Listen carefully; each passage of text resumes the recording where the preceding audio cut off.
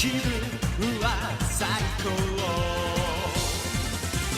だけどびっくり世界が Welcome to the Super Sentai Brothers. This is episode 25 of The Spy Who Loved Megaranger, the internet's best and only podcast dedicated to Denji Sentai Megaranger. Every week we watch an episode of the show and we share our thoughts with you, the listener. My name is Matt J. With me as always is my co-host and brother Dave. Dave, how you doing today? Doing all right, man. Doing all right. I got a lot of stuff going on, but I have been listening to Enya's Boudica on repeat for 2 days now, and that's helping a lot. Great. So, I remember when I was in high school and I worked at the Borders outlet store in North Homestead. One of the managers there, his name was Greg, and he at one point he put on an Enya CD to be playing overhead. Because when we worked at the Borders outlet store, it was very loosey-goosey that you didn't get like promo CDs to play. You could just walk over to the CDs that we were selling, open one up, and start playing it. The only rule was that if that was the only copy of it and somebody wanted to buy it, we had to sell it to them. Dude, I remember going into that store and it was pretty Wild Westy. Oh yeah, dude. It was definitely an experience that I missed. I picked up some Changeling books there. Yeah, all sorts of stuff would come through there. It was basically all the remaindered stuff that didn't get sold at the main Borders stores. But I remember one time Greg put on this Enya CD. I'm like, really, Greg? Enya? And he's like, listen, there are two sorts of people in this world. The people who love Enya and the people who are lying about the fact that they actually do love Enya and they're just not willing to admit it to you. I was going to say, it's a very good jam. You know what else is a great jam, Dave? It's episode 25 of Denji Sentai Megaranger. It's called Just in Time. Time limit, 2.5 minutes. Really fun episode. It's an astonishingly specific, a great episode, an astonishingly specific title. Yes, we will get into that in just a few moments. But of course, first, Dave, we have our officially award-winning opening segment, Shining in the Heavens, There Are 5 Stars. What is our first star of the week? Well, Matt, when this episode comes out, it's going to be either Thanksgiving Day or the day before Thanksgiving, and I'm in kind of a Thanksgiving mood, right? Getting my Thanksgiving groceries in, and I have some cans of Libby's pumpkin. Now, if you've never made a pumpkin pie from scratch, by the way, Matt, I actually got a pumpkin, carved it out, roasted it, cooked it down, and turned it into a pie a little while ago. Totally different food, by the way. Yeah. I guess that amazingly shouldn't different surprise food. me. It shouldn't, but it is surprising.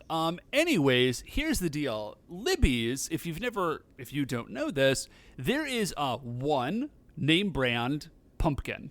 Like, if you buy pumpkin in a can, there's like the various store brands or whatever, and there is one name brand, and it's Libby's, and all they make is pumpkin. Like, that's it. Right. As far as I know, there is not Libby's anything else. Ooh, wait, you know what? I gotta back that up now that I've said it. They might make corned beef hash. They might make my corned bad. beef hash. Libby's does make corned beef hash, but they also, Libby's does pumpkin. Anyways, on the top of the can, it says, I'm not looking at you know what, Matt? I'm gonna go get the can. I just don't want to get the copy wrong. No, that's fair. That's fair. I can vamp for a minute. In the same way that Libby's is the best and only pumpkin, and pumpkin is basically the only thing that Libby's makes with a few exceptions, I feel the same way about bitters. Like, Angostura bitters is the only bitters that most people have, but it is also the only product that Angostura makes that anyone has ever heard of. Like, I have never encountered Angostura other mixers. There's not Angostura grenadine. It's only the bitters. And the bitters is only Angostura. Dave, are you back yet? Oh, yeah, I'm back. Okay. I'm sorry, Matt. I had to get both cans because there's two. The first one says, for Libby's pumpkin inspiration, visit libby'spumpkin.com. And the second one says, that's right. Visit us at libby'spumpkin.com. Hundreds of recipes. And may I just say, Libby's, that's not right. That's bullshit. Because you know what this is. Right. You have one job. I'm not interested in hundreds of recipes. And I'm a dude who likes pumpkin. Pumpkin pie, Obviously. I'll even have pumpkin soup, savory pumpkin soup with like onion and some curry powder. Sure. Pretty solid. But Libby's, you know that you are important for one day a year. Yeah, for real. And here's the thing. Here's the thing, Matt. If they said, visit us at Libby's Pumpkin for 10 recipes, I would be like, all right. Like, that, okay, 10 Sure. recipes. There are 5 ways you can make a pie. Yeah, like I would buy that if they were like, visit us for 10 recipes, which is more than anyone needs, by the way, Libby's. You've been entirely successful with 1 recipe. It's been fine. But the fact that they put hundreds of recipes, no. I refuse. Absolutely okay, now, not. Dave, we are both sitting at our computers. We've got to look. What is it, Okay. Libby'sPumpkin.com? Yeah, Matt. Libby'sPumpkin.com. It'll redirect you to verybestbaking.com/Libby's. Okay, our pumpkin recipes. Okay, here's the wild thing. The first thing on the list is not pie. The first thing on the What do we list got? is breakfast. Breakfast. Okay. It's going pumpkin into pancakes. categories. Pumpkin pancakes, quick breads. Now that's bullshit because sorry, I'm gonna tone it back. I'm just very upset about this. Breakfast, there's a picture of pancakes, and if you're giving me pumpkin pancakes, that's just pumpkin pie in pancake form. Right. Same It's thing even with the same pumpkin shape, bread. basically. Yeah. Same thing with bread. That's also just pumpkin pie in bread form. Drinks, which I'm not looking at. Soup and salad, okay. Pumpkin cookies, again, that's just pumpkin pie in cookie form. Desserts, and then occasion. Maddeningly, there is no category for pie. And the picture of desserts is not a pie. Although the picture for occasion is a pie. But it's not a regular pumpkin pie. It's like a pumpkin pecan pie, I think? Okay, so the first thing on here for desserts is pumpkin pie tartlets. That's just pumpkin pie. And then there's also another one for pumpkin pie. And then there's autumn spiced pumpkin shortbread, and that's just pumpkin pie shortbread. There's pumpkin pudding, which is basically pumpkin pie that you forgot to put inside of a crust.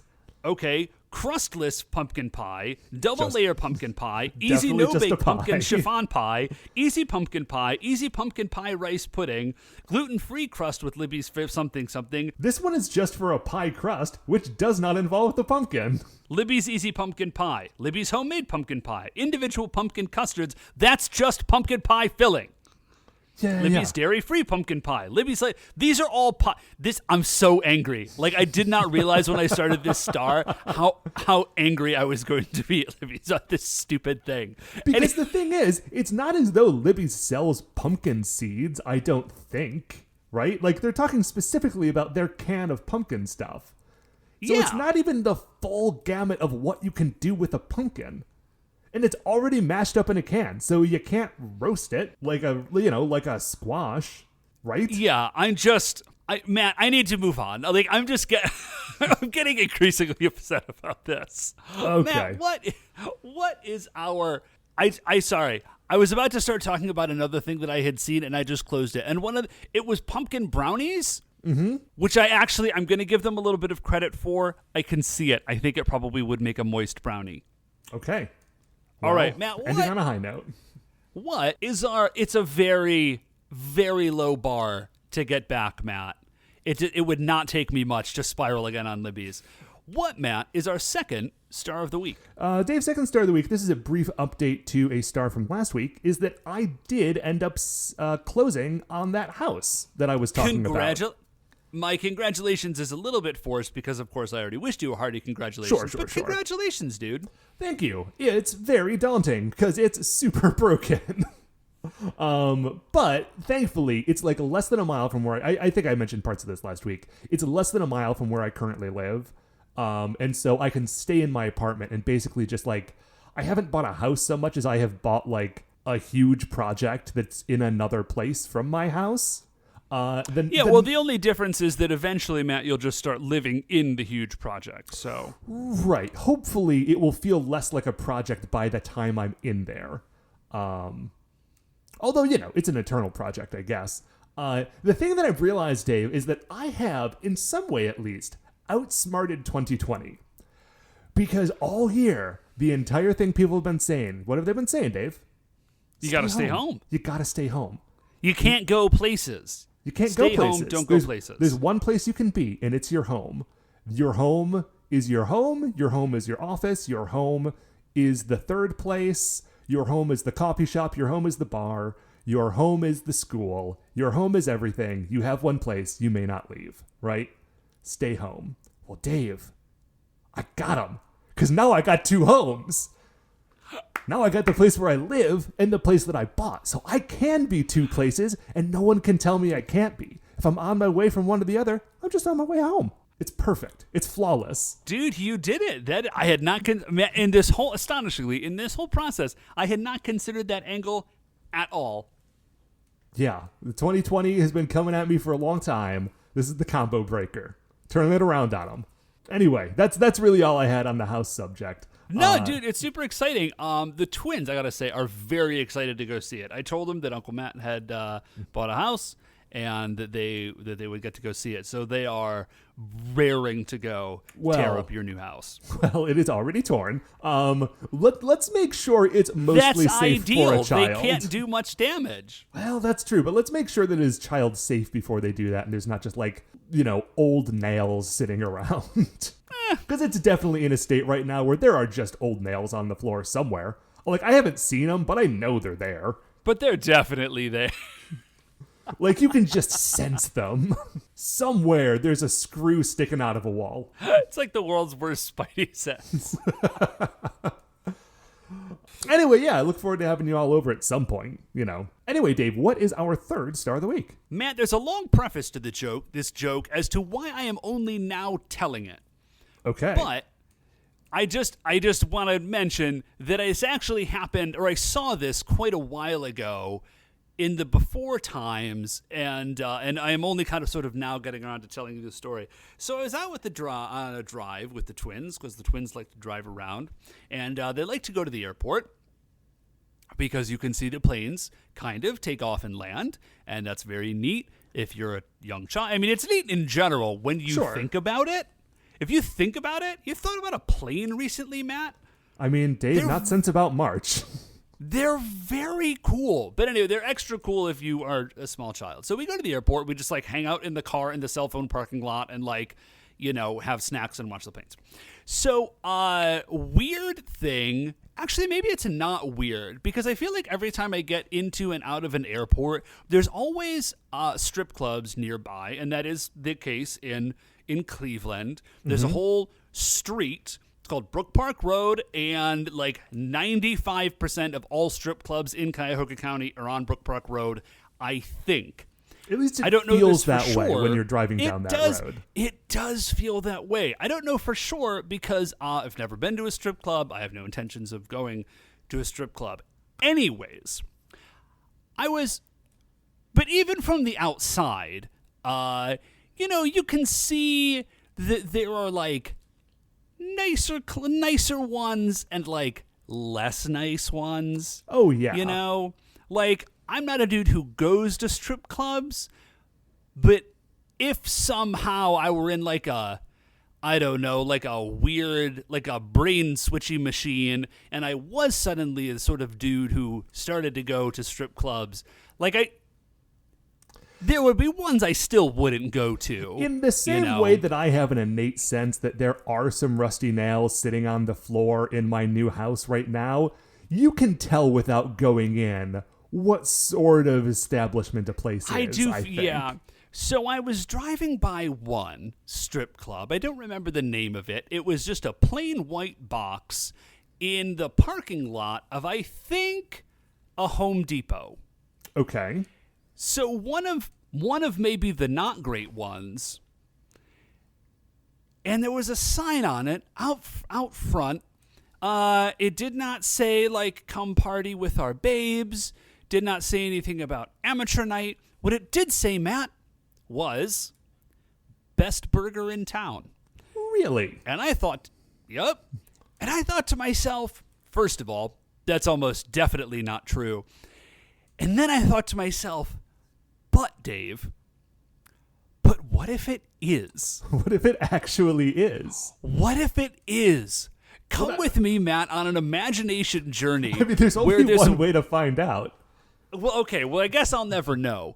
But to go with me on an imagination journey, Matt, wherein a sad Home Depot parking lot strip club does, in fact, have the best burger in town. Here's my mental tableau. There's the strip club portion of it.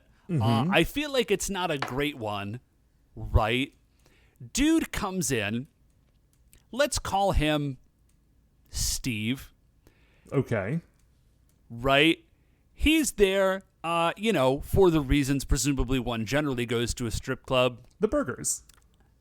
Yeah. Right. And then I'm just imagining, like, just like somebody comes, like a damn performer comes over and is attempting to engage Steve.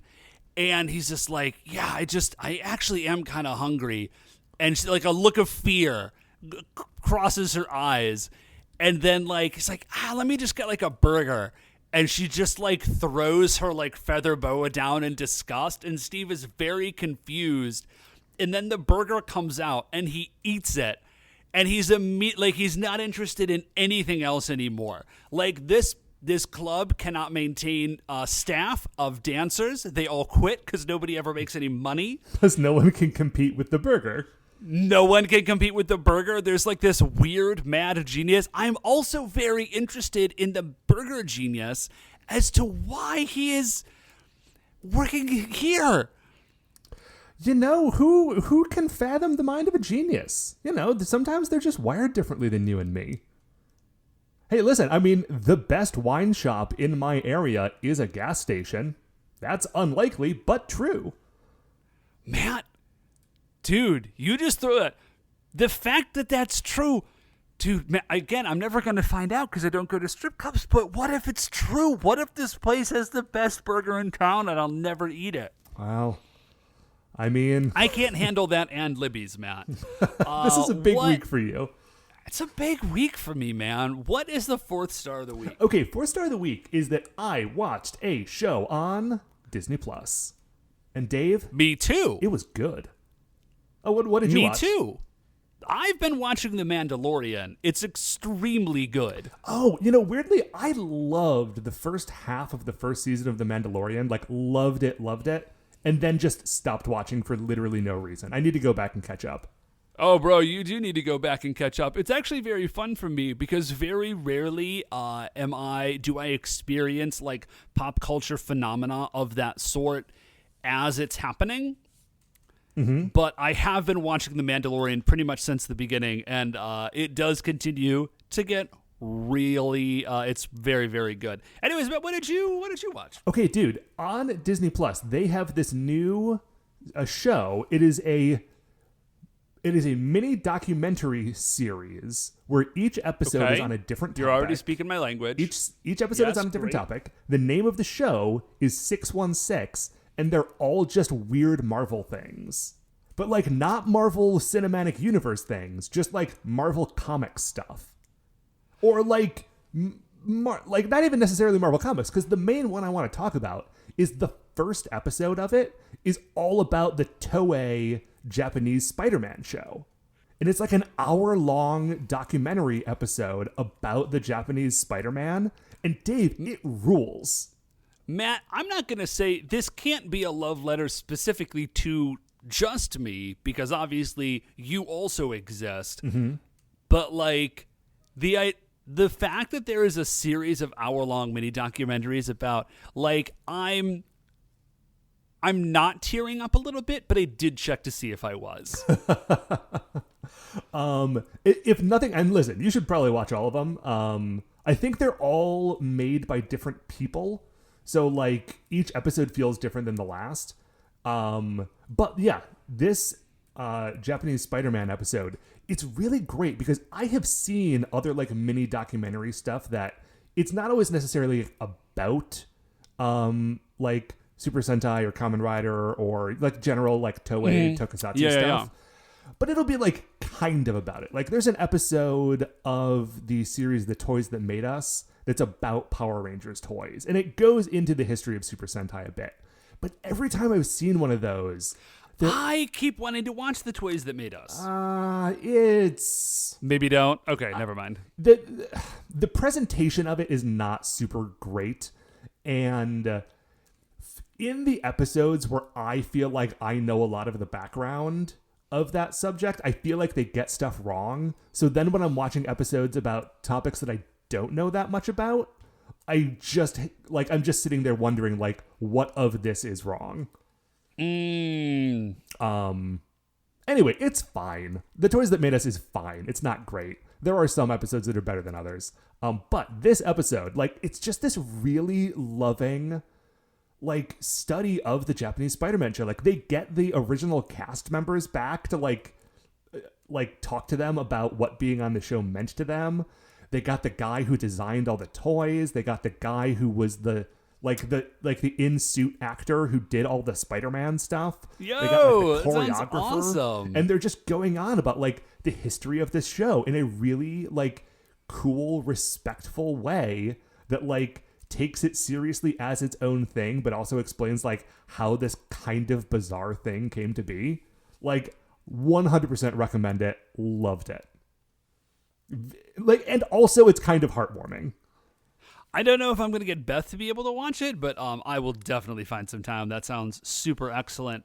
What, Matt, is our fifth star of the week? Dave, fifth star of the week is another thing that I watched. Dave, did you know that the Animaniacs are back? I did know that, Matt, but I haven't had a chance to watch it yet. Oh, dude. Okay, here's the wild thing about the new Animaniacs show, is that it's just the Animaniacs. Like, there are definitely a lot of references, especially in the first episode, to, like, hey, we were a thing in the 90s, and now we are a thing again.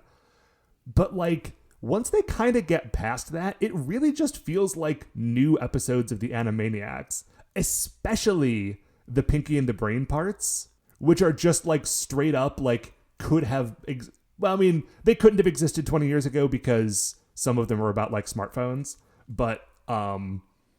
like, they really just feel like the same thing. And especially because, like, you know, the actors who played Yakko, Wacko, and Dot were younger. Obviously, they were all younger. But they were, like, you know, I think probably closer to being young adults when the show was out in the 90s. Whereas Maurice LaMarche, who plays the Brain, was, I think, older than them to begin with and was just doing an impersonation of old man Orson Welles the whole time. So, like, yeah. The Brain just sounds exactly like the Brain. Like, Yakko sounds a little older. Weirdly, Pinky does not, and they're both Rob Paulson, I think. But yeah, it's just really fun.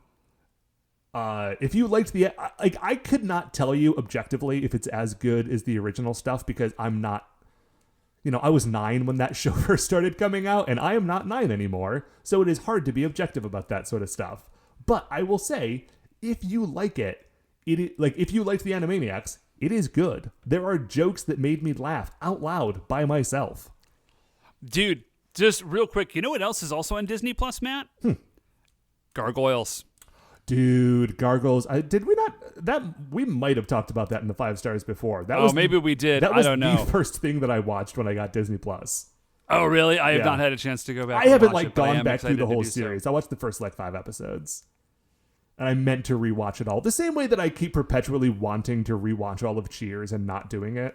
And so I've seen, like, the first half of the first season of Cheers, like, 10 times. Cheers is crazy good. Dude, I know. And the thing is, as much as I love that first season, like, the fact that I never get to the later seasons because I never run into Woody or Frasier. Yeah, you're missing Frasier. No, never loved Woody. Woody's fine. I mean, he's no coach, but he's fine. Yeah, he's no coach. He's fine. But, guy, listen, if you have never watched Cheers, because it's like an old sitcom from the 80s, like, do yourself a favor and watch Cheers. It's amazing. You know what else is amazing, Dave? It is episode 25 of Denji Sentai Megaranger. It is called Just in Time. Time limit, 2.5 minutes. It was written by Yasuko Kobayashi. Its original air date was August 10th, 1997. We are going to take a break. I'm probably going to mix myself a cocktail. And we're going to come right back and talk about it.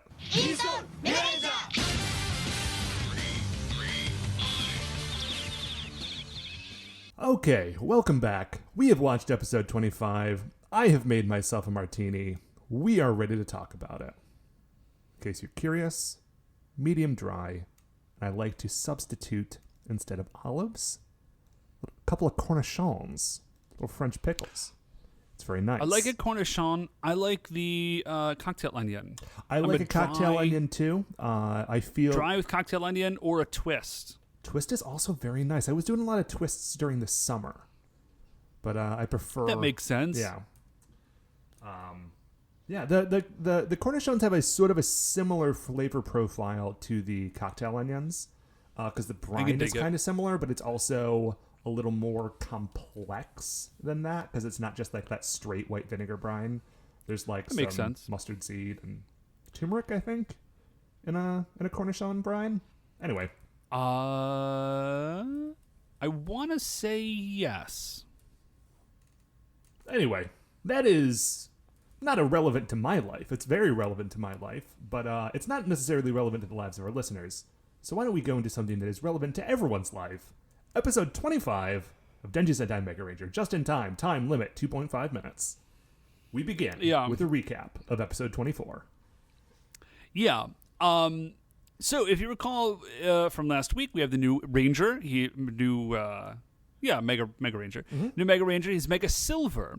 And he's not a high school student. His name is Yusaku Hayakawa. Mm-hmm. I just wrote down his first name, Hayakawa. Yusaku Hayakawa. And he is, in fact, in addition to being Mega Silver, he is like a division head at INET. He is specifically the Chief of Special Development Division. Yeah. And so he is the dude who ultimately is like the lead designer for the Mega Ranger suits. Mega Silver is the prototype suit that he has now like kind of gone back and like re-souped up, and it's back in the field. Yeah. Here's the problem. Well, it's sort of a problem. Here's the wrinkle. I think maybe it's better to say. He is off the res on this one. This is not like an authorized. He just decided to do this. Yeah, he just the prototype was sitting around, like the. Well, we're gonna get into this. Okay. So don't go into too much detail. Yeah. So the episode starts off with a brief recap, and then we cut to Galaxy Mega, or Mega Base 1, and the rest of his division is calling him. Then they're like, "Hey, you need to come back to the office. We have to complete Project Mega." And I don't think we know what the big project his team is working on right now is. Yeah, we do not know what it is. I suspect it's either an upgrade to the suits or a new robot or something that we'll find out about later. Yeah, but they're like, "Hey man, you are the head of this division. Could you please?" And he's like, "Guys, it's fine." Now, I want to set the scene a little bit. Not only is he at his apartment talking about how it's fine and totally cool that he's not there, he is outside wearing a tank top, working on his motorcycle. Yeah, his bachelor pad is, at first it looks very janky. It's actually a lot nicer than the inside, but it's down by a wharf, right on the water. This is very clearly a one-dot background, secondary residence that he has acquired for the specific purpose of being cool guy Yusaku, who is also Mega Silver. Right, because he's got a dorm room on Galaxy Base 1, or, whatever it's called when it's not Galaxy Mega, when it's a satellite. It does seem weird that it has two names, but yeah. So, and so he is hiding from Kubota. Well, he's doing a very bad job of it. We will get to that in a second. We'll get to that in literally 1 second, because Dr. Kubota is striding towards him with purpose. He's just coming across a parking lot staring at him. I really dig that Dr. Kubota's "Oh my gosh, I'm gonna have to friggin' go down there I'm gonna have to drag go this to knucklehead Earth back to yell at this idiot." And he does, because Dr. Kubota rules. Dr. Kubota does rule. This is a good Dr. Kubota episode. There's a great moment of his later. Yeah, he is. Okay, so we see Dr. Kubota approaching Yusuke. And then we cut away to the Megarangers, who are, like, hanging out in the... Okay, here's a question. They're hanging out in the Digital Research Club in their high school. It is definitely the middle of summer. It is. The only thing I can think of is that, like, maybe Japanese schools just stay open to, like, a greater degree than American schools. But, like, honestly, even in the summertime, there was probably very few days that I could not go out to the building if for some reason I wanted or needed to. Yeah, but there's like summer programs. Yeah, that's true. But there's always kids in there, like summer programs, sports camps, like all sorts of stuff. I guess like, that makes sense. It is actually not too insane that they would still have access to that. So they are in the Digital Research Lab, and they are talking to the people on Megabase 1, and they're like, hey, we need to talk to Dr. Kubota because there's this other Mega Ranger that we don't know anything about, and we would really like to know something about it. And I forget the guy's name. He's Dr. Kubota's like number one dude. He's the Riker to Dr. Kubota's Picard. He does. He's been named a few times, but like he's never like super relevant. So I also don't remember his name. And he's like, oh, actually, Dr. Kubota is not there specifically because he's dealing with the Mega Silver situation. One of the Mega Rangers says, we did not know that there was a sixth one. And the guy is like, well, he's not really the sixth one so much as he's the first one, but also it's complicated and we'll get back to you. Like, we'll get back to you. So, we do find this out is that the suit, it is the prototype, but it has now been further modified. Mm-hmm. So this is not a situation where like, oh, the first one was most powerful and then like the later ones were like not as good. He like went back and like used the prototype to make a new Mega Silver suit. Although I think it actually, we find out later a detail of the suit, which, if you've been paying attention to the name of the episode, is a cool hint that you could have listened to. It's an Easter egg. That actually I think would have made sense if this was just the straight up prototype without any augmentation. Yeah. So anyways, we see Dr. Kubota. Now we're back. Dr. Kubota is talking to Yusuke, and Yusuke is very clearly like kind of chagrined about this. He's like, yeah, I know. I'm having my hot Yusuke summer. Come on. Yeah. And he's like, dude, you are the head of this division. You have an extremely important job to do. What's great is he doesn't even say you're the head of the division. He just looks at him and he's like, what is your position? Like, what is your job? Yeah. Tell me what your job is. And he's like, I'm the chief of special development division at INET. He's like, yeah, you are. Why isn't... Hey, you know how you've got a big project? You know how that project isn't done? You know how you're here working on your motorcycle? Yeah. What gives, bud? What's up? So Yusuke's like, it's cool. He's like, I submitted my vacation request. And Dr. Kubota's like, oh yeah, sorry, I'd forgotten about that. Let me deal with that right now. And he pulls out his smartphone effectively and just says denied, and he like pushes a button, and there is a custom GIF that he has created that shows like the window that opened up on the phone tearing in half, and he's like, denied. That is how I deal with these requests. Like, go back to work. Also, why were you wearing the prototype? Like, I get that you helped them win that fight, but your job is to complete a project, and that project is way more important to the long-term success of the Mega Rangers than you occasionally wearing a prototype suit in the field. Like, I have deployed you effectively. I have delegated my tasks, and that delegation has involved you being in space working on science, not being on your motorcycle being an idiot. And he's like, man, I built it, and it's like real dope, and it was collecting dust. And Kubota's like, okay. It feels like he's about to say, I get it, but he does not say, I get it. You can see there's like a moment where he feels it, and then he's like, I do not care. Your project is like so important. Like, go back to work. Yeah. So we cut from here to the Nezare dimension. They are watching a video of the previous episode where Mega Silver like comes in to save the day right at the end, and they're like, man, gosh. Boy, we really thought we knew how many of these guys there were, and this is very upsetting. This is a bummer. Gosh, this sucks. And Guy-Rail rolls in. He's just like, what up, nerds? Why do you guys suck so hard? Oh, yeah, he's being a real so-and-so about this. Yeah, they're like, are you not concerned? Like, we now, as far as we know, they have a potentially unlimited number of Rangers. Right. We've never beaten 5 of them. Now there are 6 of them. Why is this not upsetting to you? And he's like, basically, you guys suck, and you've been holding me back. So if you just let me do whatever I want, this problem will be solved. And Dr. Himmler is like, you know what? Fine. You know what? Okay. This week, you know who we got on the docket? We've got Moray Nezare, which rhymes a little bit.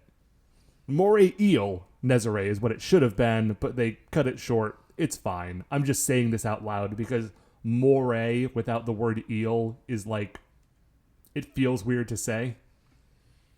Yeah, it's as though he's like concerned with social norms. Or that he's like a real Povich. You know, he's really interested in somebody's paternity tests and maybe sending somebody to a like quote unquote boot camp. Or potentially he just loves love. Well, that's what he is, Dave. That's Amore. Anyways, yeah, it's Moray Nezare. When the moon hits your eye. Like a big pizza pie? Oh, that's Amore Nezare. I don't want this dude near my eyes. He has a very good costume. They did a pretty good job of translating a moray, which famously does not have appendages, into kind of a humanoid monster, so that looks good. He does have sort of a gushy sound effect everywhere he walks. Well, he's also dripping, which just means that the guy in that suit is miserable. God, it's so uncomfortable. Let me just sort of see if I can create the audioscape for you. Dave, I beg you not to do this thing. Let me literally beg you not to do this. I feel like I could have done it justice. Dave, but okay. I know you could have done it justice. Sound. I know you could have done it justice. I believe in you. I trust you. I respect you. And that's why I don't want you to do it, because I feel like it would be too upsetting. So anyways. If you were just going to say, he sounds like squisha, squisha, squisha, that would be fine. But you were going to go all in because you commit. And you're a professional. And I love that about you, but please don't. So that'll be some Patreon content. Anyways, so we go from there to the Rangers. They're in their club, and they're like, dude, Yusaku is clearly a genius. Like, he is crazy smart. He's really, really good at this. He's a division head. Here's what we find out. Basically, the ladies are pro Yusaku. Sure. Shun is kind of neutral. Yeah, he's fine. Yeah. Koichiro is anti Yusaku because he feels it is irresponsible. Right. He's like, he's very much on Dr. Kubota's side. He's like, listen, that guy has a job to do, and whenever he's wearing that costume, he is not doing his job, and his job is science, and science is important. Yeah. Kento. Yeah. Kenta's got a completely different problem with this guy. Hates him for a totally different reason. Which is basically that Yusaku is cooler than Kenta and is better at being a fighting ranger. Okay, here's the thing. Yusaku's not cooler than Kenta. Yusaku's Kenta's kind of a dork. Yusaku is Kenta if Kenta was 25 and was only just now getting superpowers. I genuinely thought that Yusaku was supposed to be like in his early 30s or early to mid 30s. I wonder how old the actor is, because he definitely does not play as 25. Yeah. I thought he was way older than that. No, yeah. The fact that he's 25 makes it. Anyways, because do you remember being 25 and like, okay, 25 really. is maybe a stretch. Do you remember being 21 or 22? You're like a senior in college, right? And although it's been some time since you were in high school, like basically the only thing that you've done since high school is be in a different school, right? So it's not too weird. It's not too weird and for you also, to like go back to your high school. And if you feel like you go back to your high school, you're like, yeah, now I'm the cool like semi-adult who's here to show all the teens what's what. And like you kind of get a little too puffed up about it. I don't think I ever went through this myself, but I definitely understand how one could go through this, and I think that's 100% this entire character. He's like... Yeah, well, yeah.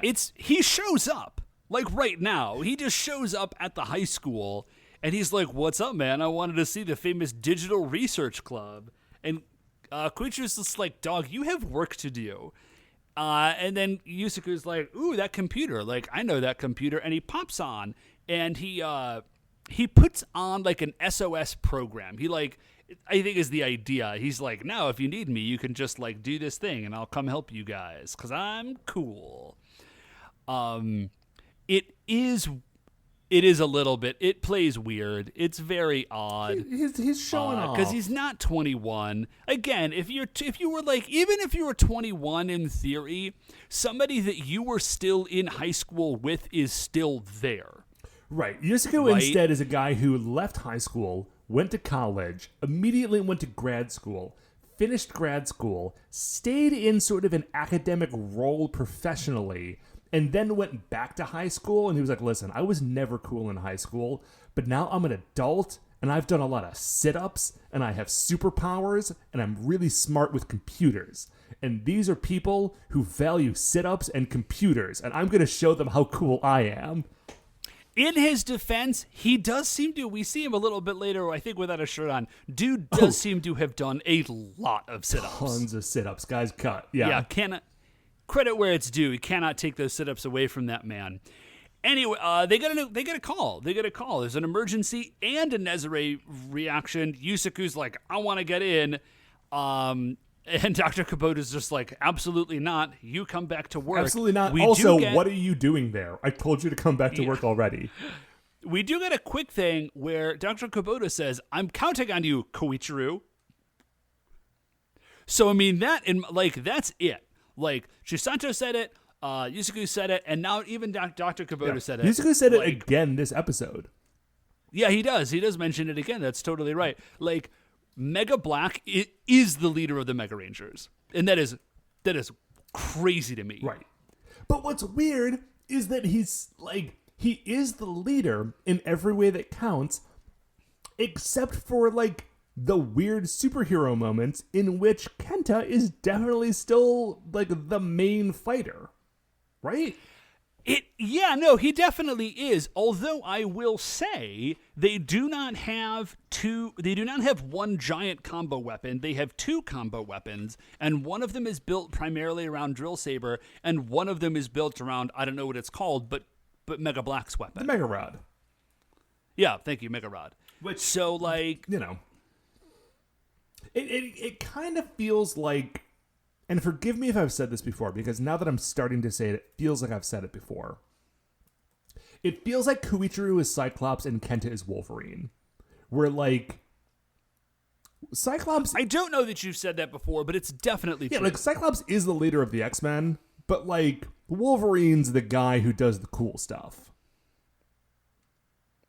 And it feels like the same way irresponsibility is cool. Yeah, I mean, you know, that's why Gambit and Wolverine are very popular. But if you want to be a responsible guy with glasses who gets the job done, then you're Cyclops. Yes, me. That's me. I'm that. A responsible boy with glasses who likes to pretend he is in charge of anything. Okay, so anyways, so he Yusuke is going to ignore Dr. Kabuta, and he's about to like go anyways, and he pulls up the Kaitizer and he's like, Mega install, and then he does the whole pose, but then nothing happens. He's like, oh, did I do it wrong? What happened? And Dr. Kabuta's like, no, you dummy, I blocked the transmission. Go to work. You have a job. You have a salary. We're paying you for a reason. Come to space. So anyways, we get to the beach. There's a beach emergency. There's like black splotchy blops on people and in the water, and they're very sick, and there's poison or something. Yeah, there are black spots on the people. There are black spots on fish. There are black spots in the water. It is poison. Stuff is bad. Yeah. So Yusuke is real salty about it. He covers up his bike. He's back at his apartment. He covers up his bike. He's like, cool time is over. He's still not going back to work. Sad. He's just sulking at his apartment. Yeah. And then Moray swims around. He like does a cool jump out, and we see Guy Rail and Dr. Hinelar and the other guys, and they're like, so what's your plan? And he's like, my plan is to turn all the oceans into black seas of death. Yeah. And I will kill everything on the planet. It's a very good plan. Moray Nezare emits poison. I'm just going to have him swim through the oceans, and then all the oceans will be poison, and then everything that's alive will stop being alive, and then we win. And everyone says, Ugande. Like, boy, do you know how big the oceans are? Hey, dog, they're extremely big. They're so big. Like, this plan is going to take forever. This is a terrible plan, and you suck. And he's like, but I figured out how to clone Moray Nezare based on some other experience. So I got like 2 now, and then I'm going to have like 1,000 in like an hour, and then poisoned black oceans of death, lickety split. We're going to find ourselves in a Pirates of Black Water situation. Oh, sure. Where the water is all poison, and the only thing that can stop it is like the broken blade of the main dude, right? We can like dip it in the water, and that like dissipates the poison. Is that right? It was something like that. Gosh, I don't. You know, it's been too long since I've seen an episode of the Pirates of Dark Water. There was a guy who was like a bird guy, right?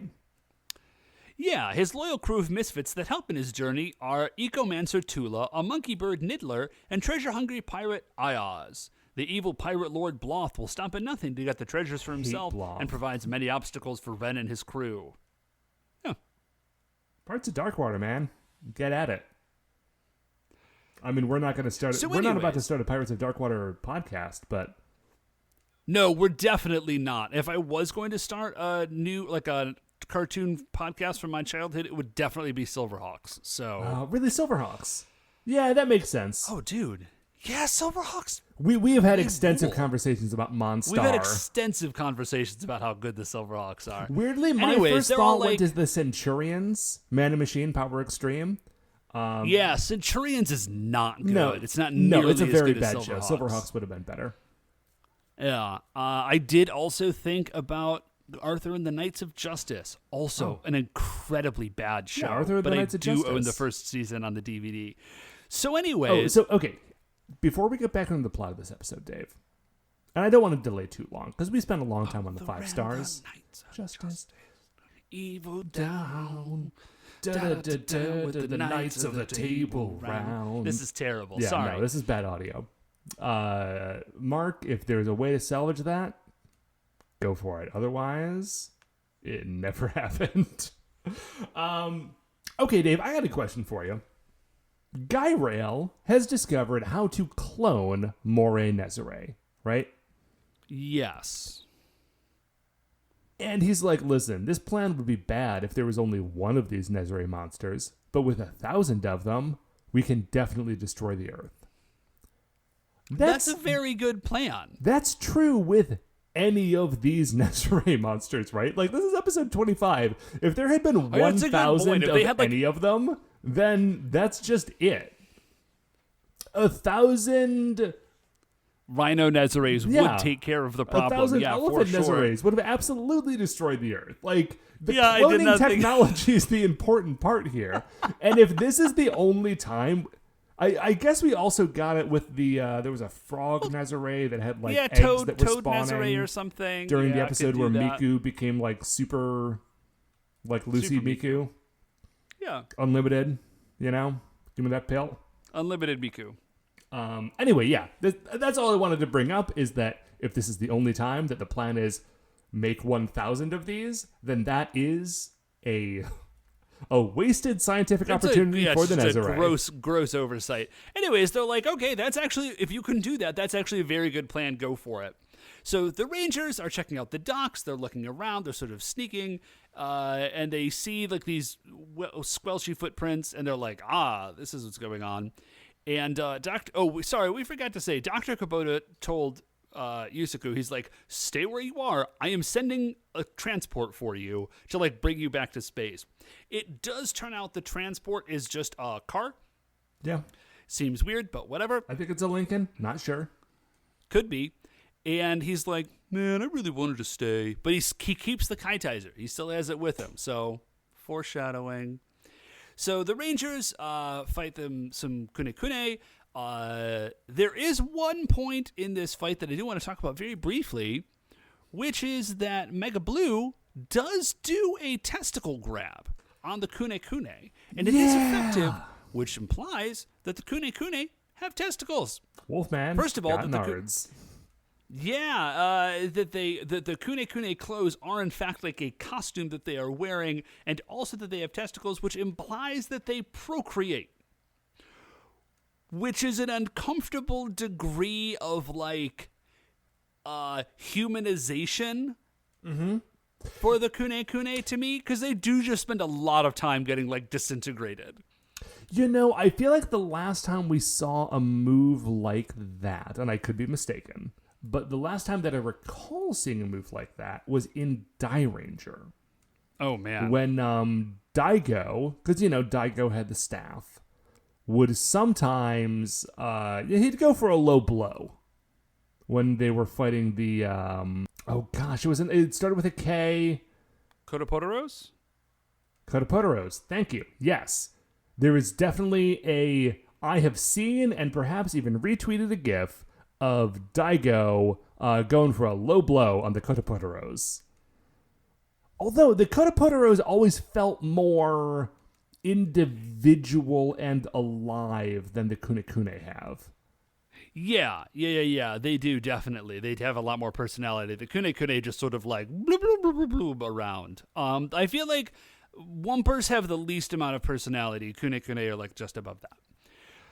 Yes. So that's all weird. They try to close in on Morai Nezare. He's got like a poison spray mouth thing that he can do, and they're like, we can't get that. They call in the Cyber Sliders, and they're trying to kind of escape.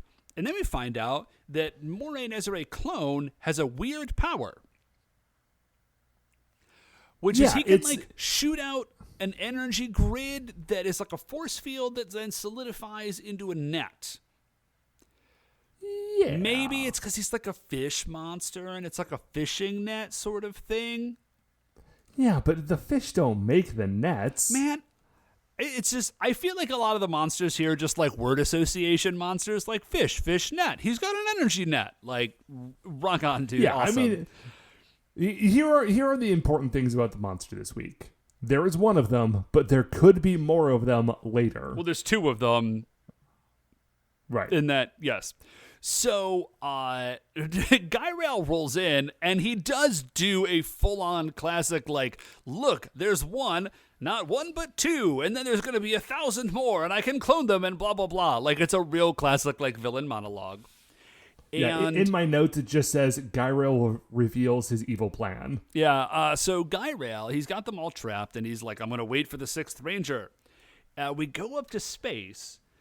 And this is the great Dr. Kubota moment that I was referencing earlier when I was saying that this is a great Dr. Kubota episode. Yes. He is flipping out. Not in like a panicked way, but he's like... No, but he's like, the Mega Rangers are in trouble. They're all trapped in a net. And he's like taking off his lab coat and walking towards like the hangar bay. It's like, I'm going to get into Digitank, I'm going to go down there, and I'm going to save them, and then we're going to stop these people from destroying the Earth, because that's what needs to happen, and I am, like, the boss, and I'm going to put myself in harm's way for this. And it's extremely good. Yeah, dude, and he sells it. Like, he is absolutely about to get in that tank to go take care of this. And Yusaku hops on. He's like, dude, like, come on, man. Like, you old man Kubota are about to go hop in the Digitank. Like, I'm literally right here. Like, I've got the Kaitizer. Just let me, like, do my thing. This is gonna be awesome. And he's like, fine. But, like, this is it. This is not a thing. You're not Mega Silver. You're just gonna go do this one thing, this 2 second time. A second time. This is the only time, though. Don't get used to it. And he's like, nice. And then he just, like, hops on his motorcycle. He just hops on his motorcycle and drives over to where they are. And it does feel like they should get him some sort of, like, super transport. Yeah. Well, okay, no, here's the thing. I like the fact that he doesn't have a super transport, because when he shows up, he starts fighting the this Kunekune, actually is a great moment. He doesn't transform. He's fighting just by himself, because he's done so many sit-ups, Dave. He does. He's just fighting untransformed. And the other Mega Rangers who are caught in the net, they're like, hey, you're a superhero. You're a superhero and you're fighting monsters. Why don't you use your superpowers? He's like, dude, do not rush me. Like, everything in its due time. We're gonna get to it. Just chill for a sec. I will get there. He's got a real cool combat style. He's got a very sort of like UFC, like ground and pound. It's a lot of like flying elbow tackles, and then he'll like punch. It's a lot of arm drags. Yeah, it's a lot of arm drags. It's a cool style. It's pretty unique. You don't see that from the other Rangers. So he says he kind of finally like gets some space from the Kunekune, and he's like, I could only be Mega Silver for 2.5 minutes. I was like, I do not know why you said that. Guy Rail is right there. Right, but what he says, he gives a little more explanation than that. He says, the suit is so powerful that you can only wear it for 2.5 minutes. Like, yeah, like it gives me the impression that like if he did not install an automatic shutoff to happen at the end of 2.5 minutes, he would just explode. Yeah, which is really cool. It's a great thing to have, especially for a 6th Ranger who like gets pulled in, but you know there's gonna be complications. I dig it because it is an explanation as to why he's so much stronger. Because he is, like, clearly, like, definitively stronger than the other Rangers. You know? And I really like it as an explanation. I think it's very, very cool. And you know what's interesting is that, like, because this is the 3rd time that we've had a 6th Ranger? Because there was Ko and Die Ranger, right? And then there was good old what's his name, an O Ranger, the teen who had the pyramid. Oh, from ancient times. Ricky. But one of the other 6th Rangers that I have seen in Sentai is a show that we have not covered, and probably never will, is Zyuranger. And in Zyuranger, the 6th Ranger also weirdly has kind of a similar time limitation. It's not a time limitation per transformation. It's not like every time I do it, I can... He has like a total, because there's like a candle that's burning down or something, right? Right. He knows how much time is left in his life. And every time he goes to become the Green Ranger, it is burning out part of like a very visible, very short, finite amount of his lifespan. And it feels like this is a reframing of that in a way that's like, yeah, like we're going to do a kind of a similar thing. We're going to have a 6th Ranger that can be around sometimes, but can't just always be around to augment the team. And I think that's a much better narrative device. Yeah, it is. It does make him really cool. So he calls in, he's got something called the Auto Slider, which is like a cyber slider. It's very cool. And they're like, dude, it's a trap. And then as the energy net comes down, he goes bike mode, and it turns into a motorcycle with lasers on it. It does seem wild that they took that out of the prototype. That's such an amazing feature. Why would you have that and then say like, nah, just stick with the cyber slider? Anyways, there is a great moment where 4 of the Rangers were like, "That's so cool," and Kent is like, "Damn you! Like that was awesome." Like, I'm so angry. How dare you be this cool in front of me? Yeah, he just blasts straight through the wall. He blasts the slider beam is out of his bike, and he destroys all the tanks. And Guy Rail's like, "All right, well, this plan has gone south. Like, I'm out." I do like that when when Mega Silver crashes through the wall and shoots all of the machines, he's like, "You've already lost." We're like, dude, Guy Rail and 2 versions of Moray Nezare are still there, and instead of freeing the Mega Rangers, you drove past them on your motorcycle saying, "I'm gonna deal with this situation. I'll free you in a minute." Like, that does not necessarily mean that this fight is over. You have definitely made an error, and you are fighting 3-1 right now. Yeah, this is now, not great. As it turns out, obviously, our heroes do not lose. Yeah, no, they're but fine. So Kent is like, "I do not like that I keep having to be rescued." He manages to like activate Battle Rise, but they slice through the net. They start fighting, and then there's a really great bit. So like, Moray Nezare goes down. He gets gigantified. Silver is still fighting the small clone of Moray Nezare. He's like, "I've got a minute and a half left." So the Rangers summon, it's not Delta, it's Ultra Mega? Delta Ultra Mega? It's a Super Galaxy Super Mega. Galaxy Mega, thank you. They summon Super Galaxy Mega, and we get, I think this might be, as far as like direction and cinematography, the top 5 fight scenes, top 3 maybe, top 3 fight scenes I've ever seen in Sentai. It's extremely dope. It's super rad. So before we get into what Dave is going to describe, because it is very good, there is a brief bit that I think is narratively very well done, which is that BBDB has made the original Galaxy Mega grow. And then when Mega Silver is like doing very well against the cloned Moray Nezare, BBDB shows up. He's like, "Hey, I'm going to make you giant too." But Mega Silver is like, "Wait, hold on. Like, I don't want to deal with a giant. All I have to deal with is this tiny golf ball idiot who floats around and infects people. I'm not going to target Moray Nezare clone right now. I'm just going to target BBDB."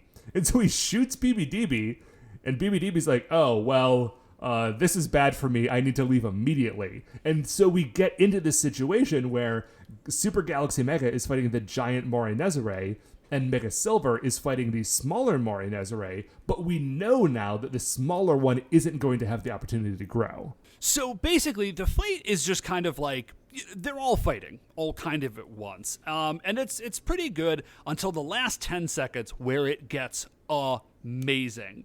Because what it does is Mega Silver says, 10 seconds left. Basically like, I've got to go all out.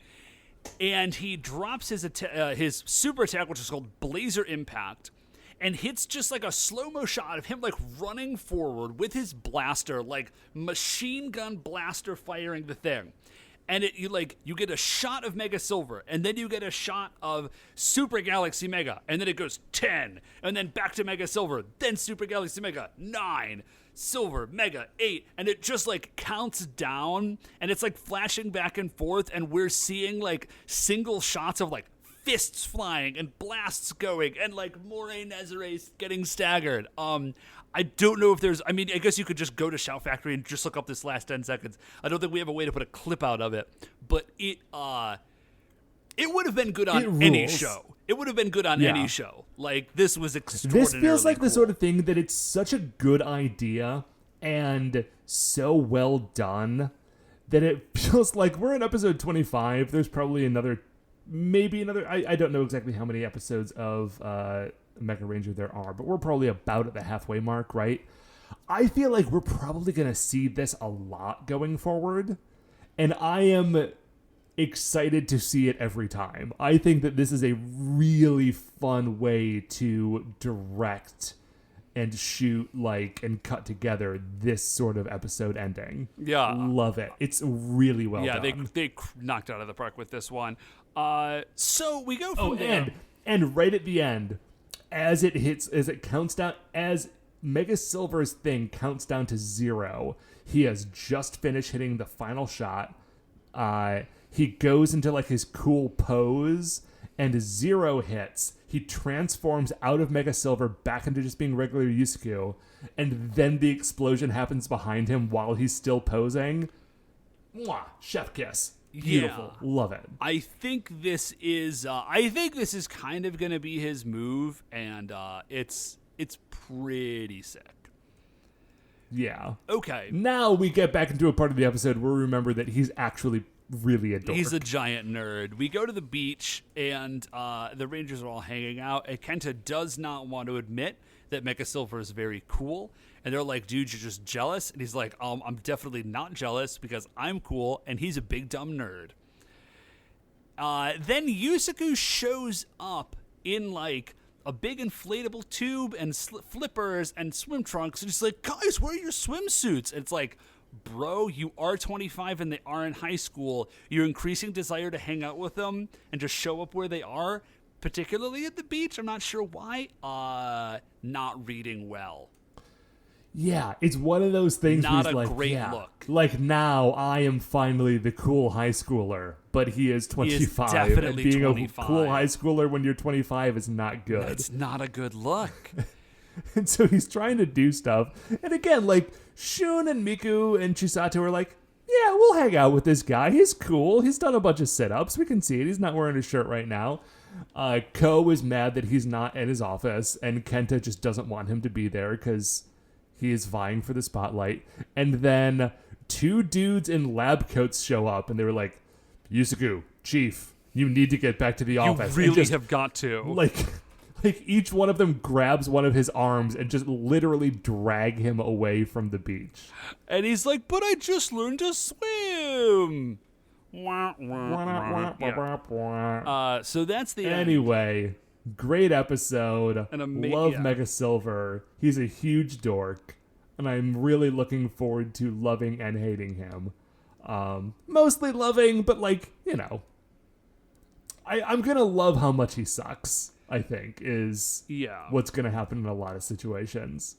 But also love how much he rules, because I think that's also true. But Dave, speaking of things that suck and things that rule, we've got a list, and on the top of that list is Jin, the Demon Fist, and he rules. And at the bottom of that list is somebody who sucks. I'm not even going to bother to look at it. He's a guy who we hate. It's a couple of guys who we hate. Actually, the very bottom of the list, it's three people, actually. And we do hate them all. But somewhere in the middle, Dave, is Mori Nezare. Not in the middle of the list. Probably near the bottom. he's right, like. Okay, so he does. He looks cool. He doesn't have much going for him. Again, this is really about Mega Silver being very cool. And I'm kind of looking at the list, and like down at the bottom, there's like Rhino Nezare at like 183, an Elephant at 185. And that's kind of where this Stingray is 187. That's kind of where this dude is at. He just kind of is there to get blasted. He doesn't even like do much of anything. So I would say... Okay, so last week was number 164. That was the Buffalo Nezare, who was able to copy the data of things. Buffalo Nezare is way cooler than this dude. Okay, so let's jump down to the next Nezare on the list, which is actually quite a bit further down, is Rhino Nezare at 183. Yeah, so... Rhino Nezare is a rhino, and rhinos are cool. Yeah, Rhino and Elephant Nezare are definitely cooler than this guy. He's cooler than Stingray Nezare, because Stingray Nezare looks real dumb. I'll give him that. Okay, so we've only got a few spots between... Okay, so Elephant Nezare is right in the middle. Is he better or worse than Elephant Nezare? Definitely Elephant Nezare worse. is just kind of a bad... Elephant Nezare is just kind of a bad Rhino Nezare. Yeah, but he is a cool elephant. But he's far from the coolest elephant that we have. Well, yeah. This is probably the coolest eel that we have. All right, based on the fact that he's not the coolest elephant, but this is probably the coolest eel, I will give it to you one spot up from Elephant Nezare. I think that might be I think Jet Fighter Dimension is my ceiling here. Okay, so again, Jet Fighter Dimension from Jetman. It's a cool idea that is basically just there for the heroes to defeat. I mean, ultimately, that's what all these people are, but, you know, the people at the top of the list give you a lot more to work with. Yeah. So, Moray Nezare is the new number 185. Again, that is out of 203. So, pretty bad. Pretty bad, I would say. Again, Megaranger is great. A lot of the Nezare monsters, pretty low. But the good ones are good. Dave, speaking of things that are pretty cool, the Super Sentai Brothers. That's us, Dave. That's us. And this is going to do it for another episode of our show, The Spy Who Loved Megaranger.